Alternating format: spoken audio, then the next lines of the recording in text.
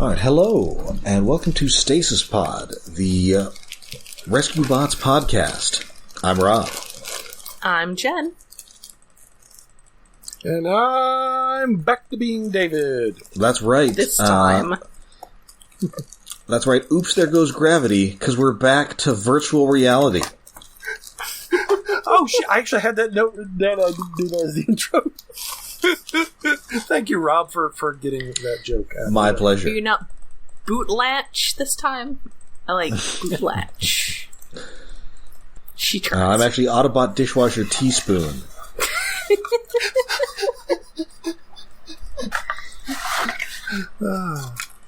This is the 5th episode of Season 4, first aired May 14th, 2016. Written by frequent Rescue Bots writer Zach Atkinson. Last seen writing Rescue Bots Academy, the dreaded clip show. Yay, clip shows. Well, but it's a clip show for a future show, kind of. Well, sort of. And then he also wrote Prisoner Principles, that one episode of Robots in Disguise. Oh yeah, where they have to teach them that war crimes are a thing. Yes. Yeah. I'd say you probably needed to have explained that to Sideswipe earlier, but actually you probably needed to have explained it to Strongarm earlier. She tends to be a little more overzealous. I mean, you don't have to think about your prisoners a lot when you can just put them in pods and then just forget about them indefinitely. Yeah. Oh, yeah, the Flash solution. I mean, I guess if you're robots, that's okay. It's less of a problem when you're robots that regularly do that to yourselves anyway for long transports through space, but... It's still not great. As long as they're not doing the thing where, like, they project, like, decades of prison service into his brain, like they did with Miles O'Brien on that one episode, Deep Space Nine.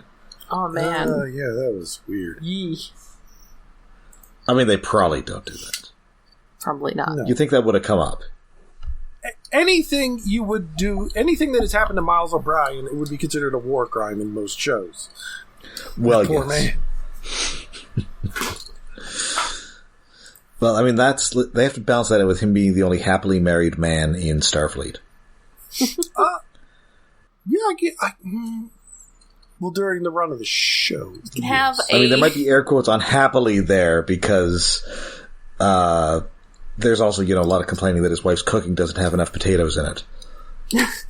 They have subverted the old saying because you can either have a happy wife or a happy life, but the writers will not let you have both.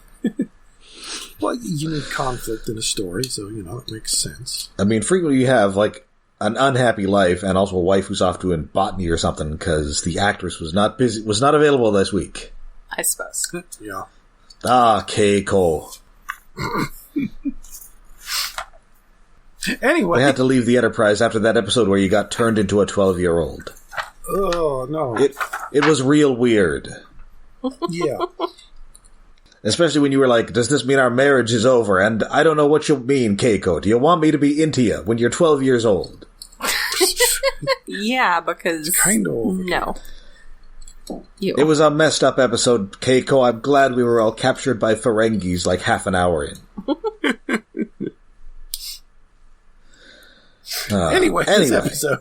Rescue Bots, which does not involve any comically beleaguered Irishmen. No. Yet. Although, now I'm wondering why we haven't had more Star Trek actors as voice actors, except for in this show. Yeah, there's a Star Trek actor in this very show. Yes, but is LeVar Burton the only one? There must be somebody else. Had to have been somebody else. I'm trying to think. Oh, we had George Takei a couple of times. Oh, yes, in animated. Right. And also, I don't know, Leonard Nimoy twice. Oh, but that was a movie. 2 movies. I mean, I'm trying to, like... Yeah, but what do you think this is? Gargoyles? Right? Yes. We're not just hanging out outside the Paramount Studios, bundling them into unmarked vans to take them over to record episodes of a cartoon. It worked. Just snatching them off the streets as they exit the gates. And also, speaking of Star Trek voice actors, Jeffrey Combs. Yes. Oh, right. Yes. Well, he is a guest star. Frequent guest star. No, a guest star. Yeah. Yeah, he's never actually been a regular on anything. Yeah. Anything at all. Anyway, this episode, everybody is going into the pool because it is the end of the season and it's going to get cold. And apparently, they go straight from swimming pool to skating rink. It's a setting. Yeah. It's a setting on their pool, which you think would be better protected than it is, as it turns out. Yeah. Well, yeah, you have to open a locked box and press the hot button or the cold button, and it takes hours to do. Was the box even locked? I think maybe not. I mean, I guess if anyone would have the key, it would be the lifeguard. Yeah. So yeah, it's the last day. Everybody's going into the pool. Cody is almost pulled away because Frankie's found a new, some new DLC for Griffin Rock Element Quest. Oh boy! Hey, you remember that game that we got locked into, and it was extremely perilous? Yeah, I found an expansion pack. Well, yeah. Well, yeah, it turns out where, we actually if you refurbished it and stuck it in the local arcade. Yeah, you know how if you die in the game, you die in real life? Yeah, why don't we do that again? We could not do that. That would be nice. But instead, he's going to stay for a couple rounds of Burnzo Polo. Man, I bet they all have matching shirts. Absolutely. Yeah, there would be a family that would do that. Actually, I'm surprised. Wait, has that not happened yet? It should have. I mean, I guess they probably not, because they basically have like one character model. Well, yeah. But also, they haven't really, like, matching shirts are a thing where you go like on to Disney World or something, and we're not going off the island that much, really. Well, or like you have a local sports team that is your family. Well, I suppose. I mean, I'm just saying this isn't an ABC sitcom of the '90s. We're not doing a Disney World episode. No. We don't need to sell tickets to Disney World on behalf of our corporate overlords. So yeah, I'm a little surprised that Hasbro has not yet attempted a theme park of their own.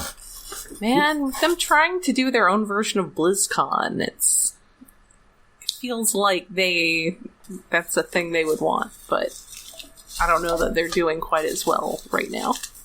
No, well, they just sold off, but you know, it would be like that Paramount Islands of Adventure. They have like a Transformers land, like a Dungeons and Dragons land. Mm-hmm. Oh. I don't know, Nerf land. I mean, Universal has the Transformers movie stuff already. Oh yeah, that's true. That's true. So they'd have to wait for whatever rights are tied up with that to expire, and then they could do their own thing.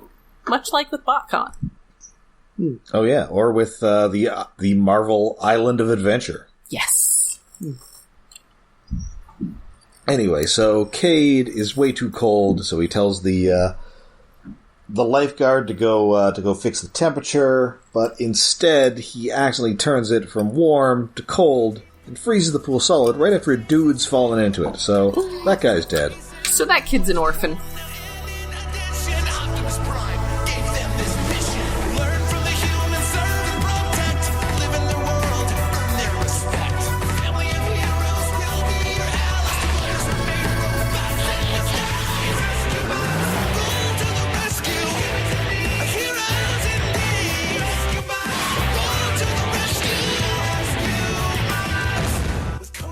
Oh yeah, they're just going to pull him out of there, and he's going to shatter like the T-1000. Oh no! After it gets that liquid nitrogen dumped on it. Yes, it's played out well, and they're like, "Oh no, at least nobody was in the pool." And then some kid comes over, "Dad, where's my dad?" And of course, it's Jerry. Oh, is it? Yes, it's Jerry. It is Jerry. Hasn't gotten in trouble. Hapless truck driver. He hasn't gotten in trouble yet this season. He thought, oh, the one day when I'm not driving a truck full of poison. Not going to die today. Oh, Jerry. You know, this is the one day of the week when I can look in the mirror and say, you're going to see tomorrow. And now I've been frozen solid. Not in Griffin Rock. I guess Jerry kind of is the Miles O'Brien of this island. Yeah, except I think his misfortune is usually his own fault. I think he's just not a very good driver. Possibly. Yeah, not so much. Which is bad, considering that's his job. Yes. I mean, he does also get tasked with carrying lots of extremely hazardous substances, which is not entirely his fault. Yeah, he's carrying nonsense most of the time. Yeah, this is true. If he just had to drive like a truck full of milk or something, it might be okay. Yeah. I mean, cut to him crashing into like the lactose intolerance treatment clinic. Oh no. Talk about your hazardous waste. Oh no. Anyway, so they're able to scoop him out of this ice, and unfortunately now the pool is broken, so everybody has to go home. Aww. Yeah. Well, it's not so much that it's broken, it's that, it instant freezes, but it takes hours to defrost. Yeah. Because, so by the time they defrosted it, it would be dark. I guess And presumably it's already like September or something, so... I guess the warm button is not a warm button so much as a not aggressively cold button. Yes. What would you prefer? It automatically turns the pool to boiling. I mean, it could be like a hot tub. Well, the good news is Jerry was not frozen solid. The bad news is he was just boiled like those, like that naked couple in that movie Dante's Peak. Oh no! Pierce Brosnan just finds like a pool of human soup. Ugh. Fall off the bone human. It's bad. It's real bad. Oh, this is a gruesome sight, but not gruesome enough to put me off my burgeoning romance with Linda Hamilton. I mean, fair. Yeah. So instead we are going to go to the arcade after hours, or I guess the fun zone. Fun zone. It does get referred to as an arcade, but it does have an official name. Yes. Mm-hmm. Well, I guess you will recall that several seasons ago, that's where they put that rampaging mechanical bull. Oh, right. Right. Although I generally think of a mechanical bull as less an arcade thing and more of like a country and western bar thing? Yeah, bar. But I mean, still, if you gotta put it somewhere, maybe they don't have a country and western bars in Griffin Rock. Yeah, I don't know how big country music is in Maine. Well, they have country, western, Christmas, or seasonal holiday songs, so... That is true. Well, that is true. We did get yeah. Yes. I was gonna say Chris Gaines, right. But I don't think that's... It was not Chris Gaines. I should never be thinking of Chris Gaines. I mean, when are we not thinking of Chris Gaines? I worked at... Who the fuck is Chris one Gaines? of the craziest I worked at a music events of the 90s. I worked at a used bookstore that dealt with CDs from 2002 to 2006, so I handled a lot of Chris Gaines CDs. What the fuck he's got? What? What the... What? Wait, David, are you just discovering Chris Gaines? I have just discovered that Chris Gaines is emo Garth Brooks. What the fuck? Wait, did you think that Chris Gaines was like a totally different guy? I've never heard of Chris Gaines before. But you my had God, heard David, of this was Garth huge. Brooks, and you did not know that he had I've heard of Garth Brooks. Then you didn't know that he had an emo alter ego. No! I thought Garth Brooks, like, he sort of just vanished and, like, had a kid or something that went into music. No, he's still like a big deal. Yeah, well, because country music doesn't... The Chris Gaines thing doesn't come up. No, I don't think I've ever fucking heard of this. What the hell? Oh, this was a huge deal. We got so back many in like 1999 copies of that album. Okay, well, 1999 is when I stopped listening to music. I mean, Not that I was listening to country and western that much then, but still. The fuck? Like, this would be if, like, Taylor Swift recorded an album under a different name where she was, like, I don't know, a punk rocker or something. Yes. Has she done this?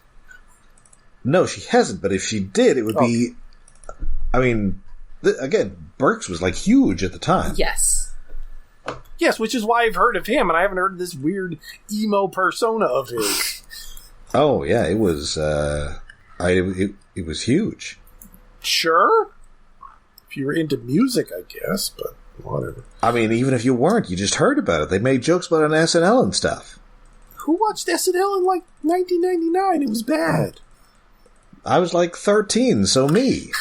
Why the fuck were you up that late watching SNL at 13? I watched SNL when I was 13. So did I, but it was reruns of the original.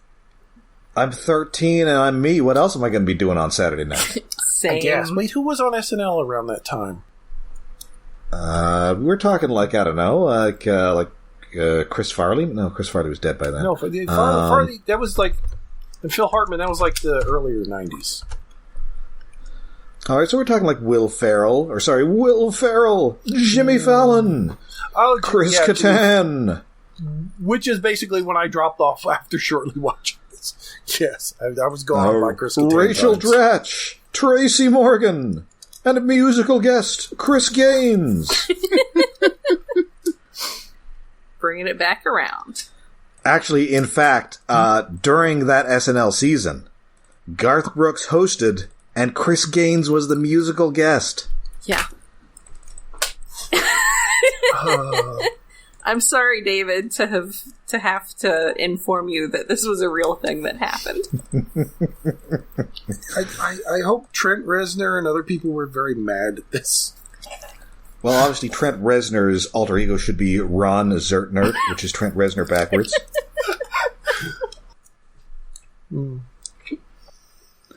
Anyway, let's get back to virtual reality. So everybody's going to the arcade, except for Chase, who's going out on patrol, and Boulder, who wants to get a library card. Yes! Which he's so good. He's such a good boy. But it's weird since he's already been to the library for the book club, the what do you call it, read-along thing. What do you call it? Well, he had his own book already. I mean, I guess it just seems weird that... Clear that librarian is not having this. No. Well, especially you need a driver's license. I don't remember needing a driver's license. I definitely had a library card before I was old enough to have a driver's license, but it may be a thing where a library card when I was 8. It may have been if your parents signed off on it. Oh, yeah, maybe that. Yeah, when I was a kid. Okay. It just... But it felt weird.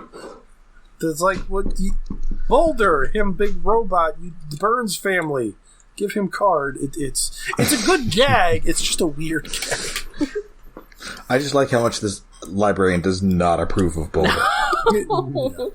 She does not think that giant robots need to be checking out books. Yeah. And our Cody does convince his dad to come along with him, even though he's not so much into the video games. The last one he played was Pong. He says it's not really in his wheelhouse, and then Chase says it's okay because he can patrol and he will check on his building full of wheels.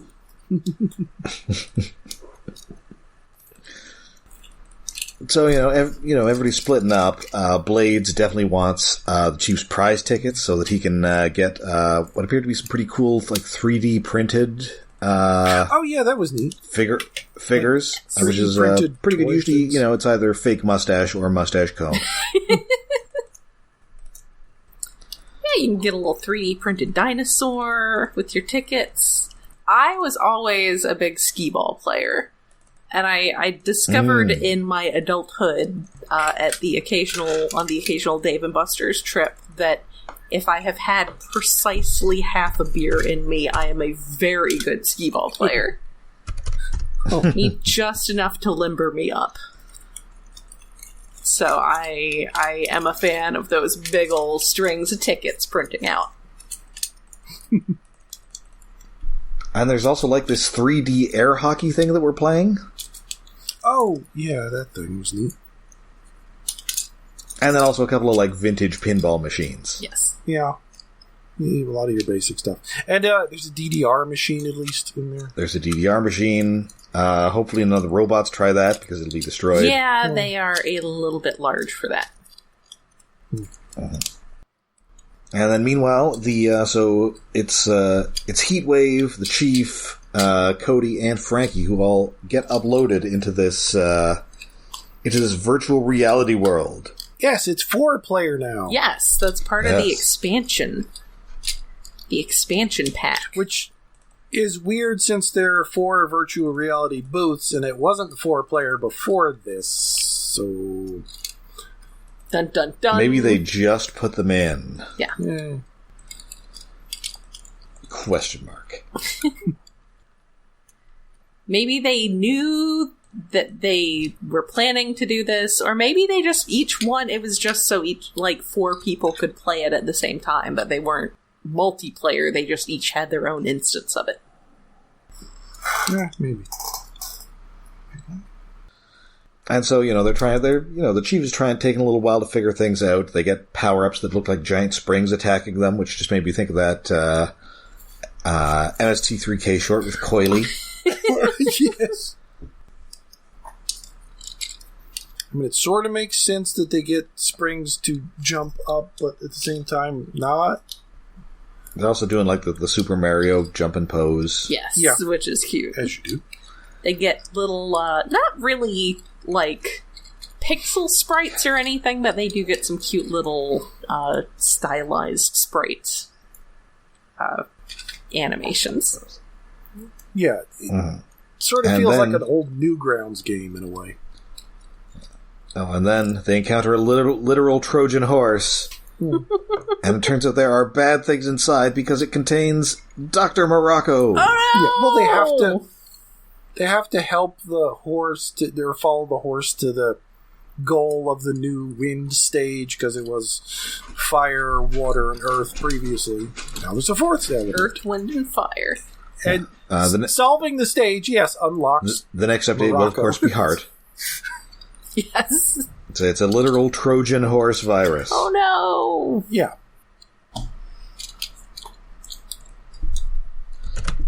So, still voiced by Johnny Rees and not... Tim Curry. Not Tim Curry. I'm pretty sure, as we established, he's, retired at that point. Yes. Yeah. Also, they go in and they're like, we're the first to try this new update. And I'm like, maybe you shouldn't be the first to try this update.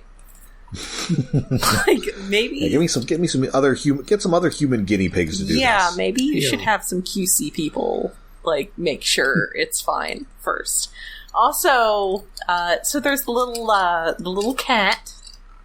It's like a little floating Cheshire Cat style character. Well, that is Cat Character Assist Technology. And they let them know that at any time you can say game over, and that'll stop it, so there is a safe word. Yes. And so immediately they go game over. And it doesn't work. Because this has clearly been... Well, no, they do get out. Oh, yes. The first time they get out. Yes. So obviously they're very concerned that there is some sort of virus in this, and it is based on Morocco's, brain engrams or whatever. Mm-hmm. It is Morocco AI. And he's uploaded himself to the grid. Yes. And then pretty soon it infects everything in town. Through the Wi-Fi. It checks out... Oh, yes. It checks out every book in the library, which just seems petty.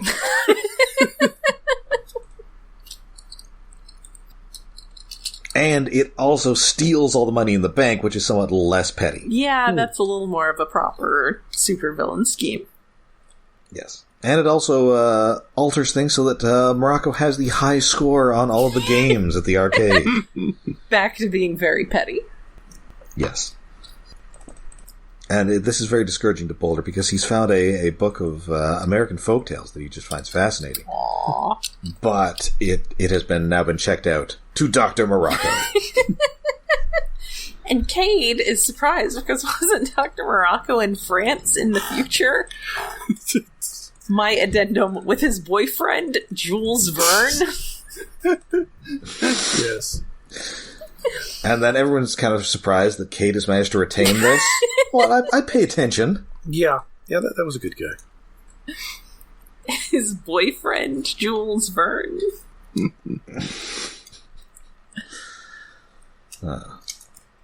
It was really gay. So yeah, and indeed the bank is now full of angry people who are about to rend Mr. Harrison limb from limb. Because he gets what he deserves. Apparently he works at the bank. I don't know if that had been established previously, but it is. Also, he's at work with his helmet on.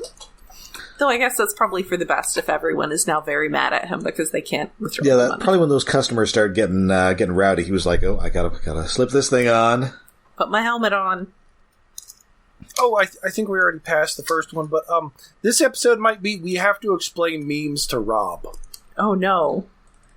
Rob. Oh right, that do a barrel roll. Indeed, that was the first one that I caught. Yes. Have you heard of that meme before, Rob? I have heard of that one. That was a big thing around like the time the first live action Transformers movie came out, because I remember there was a thing where it was like submit sentences, submit lines that you'd like to hear Peter Cullen say in his Optimus Prime voice. Oh no! And one of them was indeed do a barrel roll. Both the memes, the big ones I caught in this episode anyway, are like from like 2005 or something. They are some. They're old, moderately stale memes. Yes. There's a later bit where. Oh, you did catch the other one. Chase, where Blades is yelling about how the cake is alive. Yes. Indeed. That's from a video game that I'm aware of. Can you name the video games that these two are from? Now you're asking. The one is from Star Fox. Okay, you got one. The barrel roll. Yes. And the other one is from Portal? Yes. Yes, indeed! From 2007, okay. I think. Good, Rob. See, they're old enough that I have managed to absorb them via cultural osmosis. Yeah, it's... Apparently there's also a thing about ramming speed that I was not aware was a meme. Oh, I guess it's a thing. I would put that more into TV tropes, but more than meme, but... Oh. And we get like a your winner when they win. Oh, the winner is you. Or you are winner. Yeah, there's various win quotes from old arcade games that are oddly phrased. Poorly translated. They were poorly translated. Yeah. But sadly, nothing from Captain America and the Avengers. What? The various mistranslations of which I'm quite familiar with. Yes, I have that for Super Nintendo. You will be the one escaping. What does that even mean? You cannot escape. You will be the one escaping. I mean, yeah, I will. Thanks. Thank you, Quicksilver. What? I want to go play that now. Hook up my Super Nintendo to my old CRT TV. Play some Captain America and the Avengers. I can't move. I don't think I ever played that game. America still needs your help. Well, you can download a ROM. I mean, I mostly know because it's got or maybe it's on the Switch. Totally bizarre. Wait, is ROM in it? The Space Knight? No. ROM is a file thing to play. That is a term for questionably obtained video game data. Gotcha. Because it's the data that's on the ROM chip in the cartridge. Well, if they're not selling it anymore and it's not available for download and it's from 20 years ago, there you go. It's hard to claim shit. Make it available and we might buy it. Yeah. What the fuck was the game called? It's Captain America, and the Avengers. It's one of sort of like a series of like beat 'em ups based on Marvel. There was also a Spider-Man one that I think had Spider-Man, the Black Cat, Hawkeye, and inexplicably Namor. Oh, yeah! Wow, I mean, I think I'd seen the Captain America one. I don't remember that Spider-Man one at all. I mean, I think they made. I mean, I know they were arcade games, but I think I guess the big one that they were. I think the first of those was the X-Men one. Yeah, that I played. That was fun. Welcome to Die. Wait, what? Apparently it's on Amazon, the cart for under $20. Yeah. Okay. I mean, apart from, like, the guy at the flea market today with a $200 Chrono Trigger cart, for the most part, Super Nintendo games are not super expensive on the aftermarket. I would hope so, but, some of them are more rare. I mean, I assume they just made, like, so many of them. I guess this was more popular enough that it should be out there, and it's not in high demand. Like, I can understand why people are trying to charge that much for Chrono Trigger, but there was also a lot of Chrono Trigger cards. But it's a really good game, but it's also available on so many other systems. Yeah. It is not hard to get hold of. Yeah. Yeah, I mean, I guess with Chrono Trigger, you're just buying it sort of as an artifact, whereas I assume you can play, like, the original Chrono Trigger various places. Yes. Like, I wouldn't be surprised if there's a phone ports or whatever at this point. Yes, there's definitely a phone port. The problem with the phone port is, like, the text is shit on, like, most phone ports. It's on Steam, I think? I got a PSP copy of Final Fantasy Tactics for the same price as getting the phone port that's currently available on the App Store. It's like $12. Chrono Trigger's on Steam. Is it also on Switch? It should be. The point is, yeah, at that point you're just buying it for the artifact. Much like my Game Boy Advance cartridge of Yggdra Union. Which I could absolutely just play as a ROM without spending $120 on eBay. There isn't a Switch port. Why is there not a Switch port? I don't know, man. Why isn't there a Switch port of Final Fantasy Tactics? Could there be some sort of, like, licensing issue? Could be. But it's available on everything. It's been on, like, Game Boy Advanced, PlayStation, Steam. It's on Steam right now, so that it's not on Switch is bizarre. It was on DS. It wasn't on... Oh, DS. It wasn't on Advance. I know I have it. I've never actually opened it because I wanted it as an artifact. Also, it is here where I will admit that I actually don't know what Chrono Trigger is. Oh, arguably the best JRPG or just RPG ever made. But it was like sort of not time-based. It's different from Final Fantasy, but not a lot. It's a Super Nintendo RPG. It's a Super Nintendo era RPG, and the other significant thing about it is that the character design was by Akira Toriyama, the Dragon Ball guy. Okay, and are they like traveling through time or something? Is that why it's Chrono Trigger? Yes. Okay. It involves time travel to 6 different times, I think. So there's like a cave girl, and there's a robot. Yeah. Robot from the future. Okay. There's the present day. There's 1,000 years before. There's like 100 years before. And then there's like the end of time or whatever the fuck. It is fun. Anyway. And there's a sequel that isn't quite as good, but is actually a good game. It's just sad that it's a sequel to Chrono Trigger because Chrono Trigger is the best. We do get the arrows again, but no one is taking them in the knee this time. Yeah. Anyway, back to episode. Okay. So, they shut down the Wi-Fi, but pretty quickly they find out that they can't just put an antivirus program into this thing. They're actually going to have to go into the game and defeat the virus by winning the game for reasons that probably don't make a lot of sense, but make a more interesting episode than just running Norton. Yes. That would be boring. Have we tried turning it off and then back on again? Which Boulder asks, because it's Earth technology, and that's how you fix Earth technology. Yes. So yeah, they go into the game, and now Griffin Rock has been turned into like the evil version of Griffin Rock from like that alternate Dr. Morocco future. Yeah. It's all dark and scary now. With his logo everywhere. And of course his logo is also appearing on every computer in town because of evilness. So, and because the chaotic nature of Morocco, like things from various different levels are blending into each other, so they're on the Earth level, but they have to deal with flying sharks, and they have to flee them in flying speedboats. Yes, because he ported the characters from one stage into a different one. He ROM hacked. Oh no! Yes. It's like those impossible versions of like Super Mario that you see on YouTube or whatever. Yes, or the fan hacks of Pokemon that people do, where they put Pokemon from later games in earlier games. Or there's like Zelda ones where like the first game where it's just like randomizing what the next screen is. Ooh. Yeah, there's a bunch of fun ROM hack things. Pokemon Liquid Crystal. And also they get attacked with a bunch of cats. Cats! Oh, yes. Oh, no! Army of the Cheshire Cats. Yes, and I will note that Cat here is voiced by Nicole Dubin. Yay!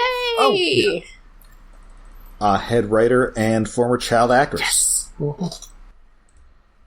And also Dr. Morocco also has a gigantic dragon which immediately roasts Heatwave. And then once he's defeated, he's locked out of the game. So he doesn't die, but he can no longer play the game. No. Right. When you die in the game, you do not die for real, but you have no extra life. Yes. You are now out of the game. Sorry. So, and pretty quickly, Blades loses almost immediately afterwards, and so it is just up to Cody and the Chief. But Blades does comment, as he is being burned by fire in the game, that at least he lasted longer than Heatwave. This is important to him. So the Chief jumps on a bunch of stuff, a la Mario, and then does indeed get this flag. Yes. So now everything is fixed. However, the Morocco virus has escaped and then 3D prints itself into like a little action figure version of himself. He child's plays himself. It's pretty He cute. child's plays himself. He's doing some voodoo rituals. He's going full Brad Dourif. Probably looking to, I don't know, stab a bunch of people in the Achilles tendon or something. Probably. Also possibly while doing like a weird Jack Nicholson impression or whatever Dourif's doing in those movies. Kind of, sort of. It's sort of his own voice, like cranked up, but yeah, it is kind of Jack Nicholson-y. And also doing, ah, before he stabs anybody, which he really wants people who he's killing to know that they are about to be killed, and they're about to be killed by a doll. It's important. It's Yes. important. Make sure they know it's me. Like, it's very important. The last thing you know on this earth is that a My Buddy doll is stabbing you to death. Yes. Oh, I have to see those later movies and the TV series at some point. Although, I guess with the action figure thing, he's maybe more of a small soldier. Oh. Oh, or And he is AI, and those were like AI. Oh, yeah, it is more that. Yes. Creatures. I was thinking Puppet Master because he's about that size. Also very Puppet Master. Yeah. I mean, probably no, like, anti-Nazi magic or something is going on with this. Yeah, that was. I don't know what's going on in those Puppet Master Like, movies. the first Puppet Masters didn't, I don't think, had that, or it wasn't a major thing. They were just killer dolls. And then later it's like, to flashback to Toulon creating them to fight Nazis. It's like, yeah, I mean, sure, I know but he was- kill Nazis. he was- Cool. I mean, I know he's really old in that first movie because he was played by William Hickey, who always played old men. Yeah. Well, presumably it was a transfer because, well, like, people love the dolls killing people, and it's like, Well, sure. what if we pit them against evil people? That'll sell. What if we make them good guys, kind of? Yep. So they did. The whoopification of the Puppet Master monsters. So it turns out he doesn't actually have any powers besides being teensy and Well, he does- presumably being fully articulated. He does But he- take over, like, some street lamp thing that becomes a hovercraft for him. Yeah, like he's the Great Gazoo or something. Now you listen up, dum-dums. Yes. But pretty quickly they end up smacking him into the pool and then just refreeze it. So now he's just encased in this ice. And so it is time to head over to the best left forgotten room of the Hall of Inspiration, which has a freezer, which Doc Green mostly uses to keep his ice cream away from Frankie. Yeah. Aww. I'd almost swear we've seen something break out of there before, but it's probably just things that have broken out of other parts of the containment. And we've definitely seen them break out of the best left forgotten. I don't think we've ever seen them break. I think this is the first time we've seen the freezer of evil. Yes. Maybe that's where they should have put the unfrozen caveman. Ooh. No, But no, he he's- has his own island. He's happy now. Yeah, I suppose. He has a happy life. But hey, as we close the door, and it turns out the light does indeed turn off when you close the door, we can see his eyes glowing in this ice. Dun Yes. dun dun. Spoilers, he will indeed return. Nice. Yay! Okay, that's a weird way to get Morocco back, but I really enjoy it. Well, I guess they don't really want... I mean, they figure he's got his happy ending, being gay in future France. Yeah, I do appreciate that we get him back without ruining his closure as a character and his, development. Yeah. By getting back an AI copy of him in a tiny body. Yeah, it's a perfect way to reform a villain and still have the villain. Yes. Yes. All right, so an enjoyable episode, and it is setting stuff up that we are going to see throughout the season. Mm-hmm. I love a well-paced season. We're working on some meta plot here. I do love some meta plot. The memes were old enough that I was able to get most of them. Good. Yes. Good. That's always nice. Yes. So I think that should now bring us then to David's Tokusatsu Corner. Yes, this week on 1, 2, 3, 4, 5, 5-man TV love. Oh. A television falls in love with a small boy. Sure. Is this like that? Is this like that 80s movie Electric Dreams? Does the TV speak with the voice of Bud Cort? No, it's a woman's voice. Okay. Let's start the episode before I jumped the gun there. Okay then. There's moaning and heavy breathing coming behind the curtains in the evil base of the Volgire spaceship of the bad guys, and Garella, the demoted general, gets blown out of these billowy curtains, and it's like, is there a fuck dungeon in this place? What the hell? Which is, I guess, started from last episode. They're leading somewhere. I don't know where. We're in the last disc, so it's the last handful of episodes. We're finally getting heavy plot, kind of, in the background. Anyway, Chevy is suspicious about this, but it's like, I gotta go do shit and beat up the Rangers. The Rangers get an email, or maybe it was a fax. It showed up on a computer screen, and this is like 1990. I guess there was was there email then? Yeah. Yeah, like primitive email. Anyway, but it's weird because it's from a mom emailing them about her son watching TV too much. What? I guess they have an open email address for local problems. I guess it's sure. Like what's that website where people like post their local problems? Facebook? No. There's Nextdoor. I can't think. Nextdoor. That's it. My like favorite thing about Facebook's algorithm is it's like, hey, you like reading local groups? Here's a local group from some random corner of Oklahoma. It's like, great. I'm glad to know that you understand how the world works, Facebook algorithm. Sure. But no, I think you're thinking of Nextdoor. Okay, yeah, no, I'm definitely thinking Nextdoor. Anyway, we see the kid just watching reruns of Denji Man like 5 Sentai series ago all day, and 5 Black arrives to because they didn't want to send all the Rangers to this one child who has a small problem of binge watching television. And the Ranger's like, come on, let's go outside and play baseball. Look, the other kid's outside. And the boy is like, I like being alone. Please leave. Same. At which point I'm like, wait, are the Rangers wrong in this case? What's going on? Are they trying the wrong lesson? Are they the assholes? But they don't become the assholes because a pteranodon with a TV in its belly flies over the city and creates devil TVs, which... like, the TV starts talking to the boy. It had arms come out of the side of it as if we're in Videodrome or some nonsense. And then, it gets an entire body of a woman in a red dress. And it's effectively hitting on him, but also all across town this is happening to other people binge watching TV, where their TVs try to seduce them, including a TV forcing a man into bed with it. Yeah. I mean, in America, this would just be like, okay, yeah, let's keep going with this. I think we're getting into like Videodrome territory here. Yes, and the TV is saying things like, don't take your eyes off of me, in a sultry voice, and it's like, wait a minute, what's going on here?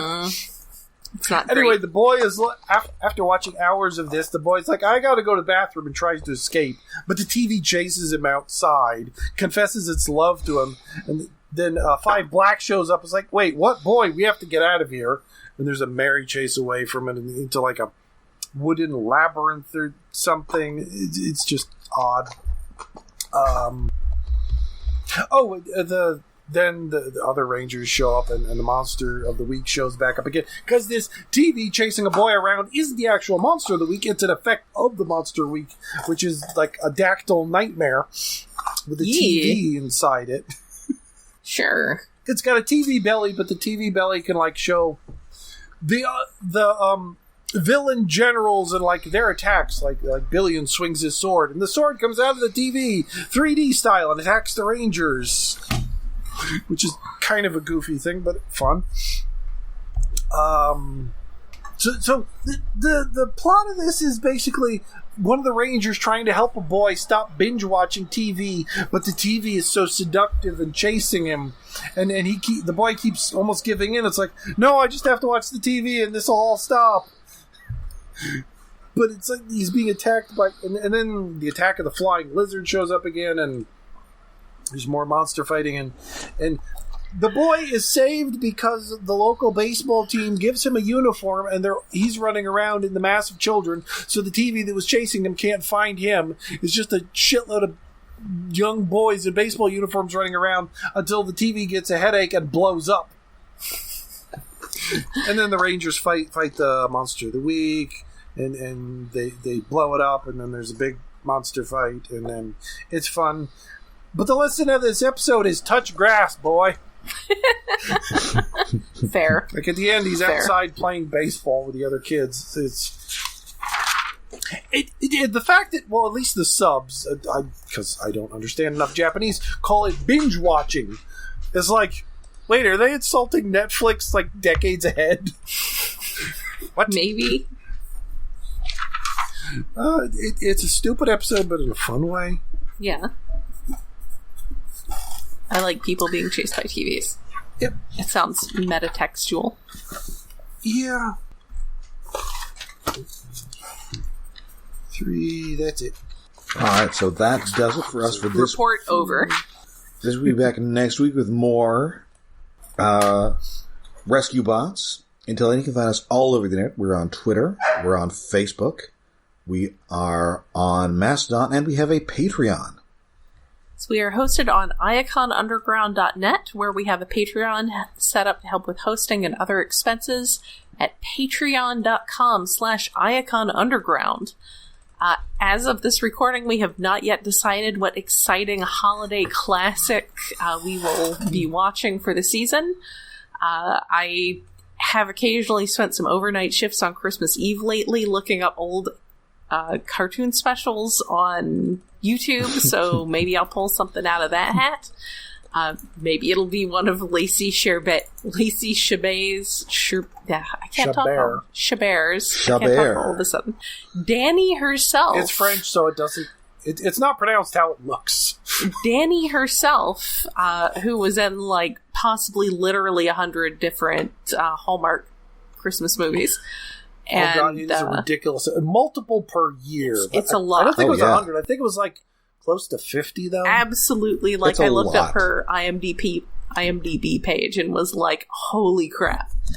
But there's that as a possibility. But what has definitely been done is our Thanksgiving episode for November, which was the Garfield Thanksgiving special, which was definitely a Garfield Thanksgiving special. It was one of the Garfield specials of all time. So you can hear us talking about that for as little as $1 a month at patreon.com/iaconunderground. All right.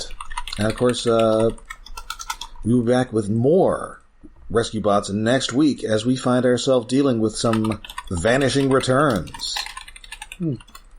It's the return of yet another Rescue Bots villain and also some invisibility. Ooh. I remember some of this. Ah. My memory is bad. I do not. So until next time, I'm Rob. I'm Jen. And I'm David.